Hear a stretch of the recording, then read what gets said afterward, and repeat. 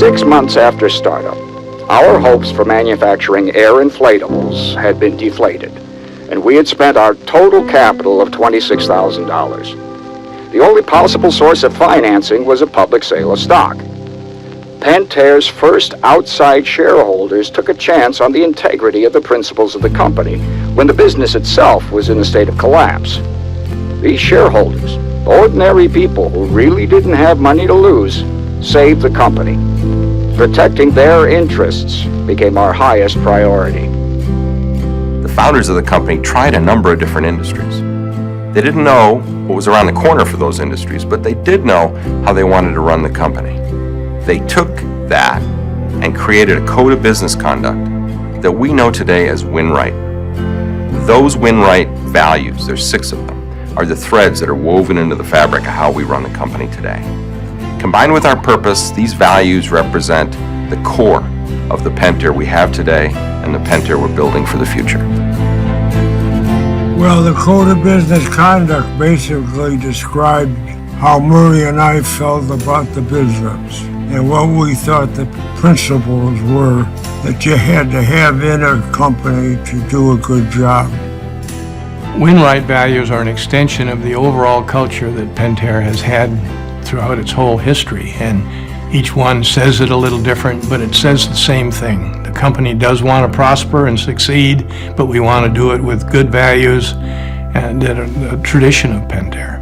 For 50 years, the deep dedication to what's right and how business should operate has come to life in many ways inside of Pentair. And it's particularly evident in our purpose as we try to improve the quality of people's lives all around the world every day.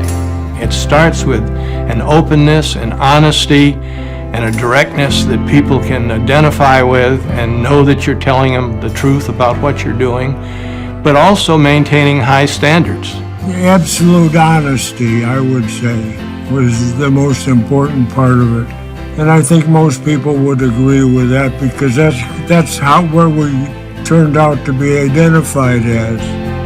If you respect people, you're going to come up with a winning team. Innovation comes from the people themselves.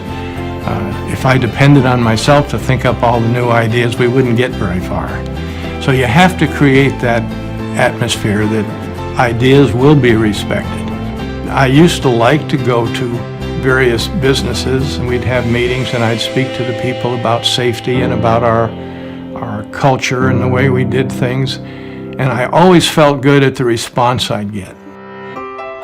In 1997, when Winslow Buxton was interviewing me to join Pentair, he talked a lot about the culture, in particular about the code of conduct. And he said, I think we've got the code right. We've got the right values. But, frankly, we're not high performance enough. That really captured my imagination. So this notion of high performance together with a heart was something that really inspired me and attracted me to come to the Pentair. Why not be part of that? Once I joined the company, we were dedicated to building a company that had high performance with a heart. So we rededicated ourselves to the values, which we call Win Right today. And then we said, how are we going to address the performance side? How are we going to build high performance? And so we began the journey to build great operating practices. That became PIMS, and the foundation of PIMS, of course, is Lean Enterprise. We also paid attention to how do we take the Win Right values and make them more real for everybody. And in particular, applying them through the foundation to things like Project Safe Water was extraordinarily rewarding. I'm keenly aware that without all of our people, without all of you, our values would just be words on a paper.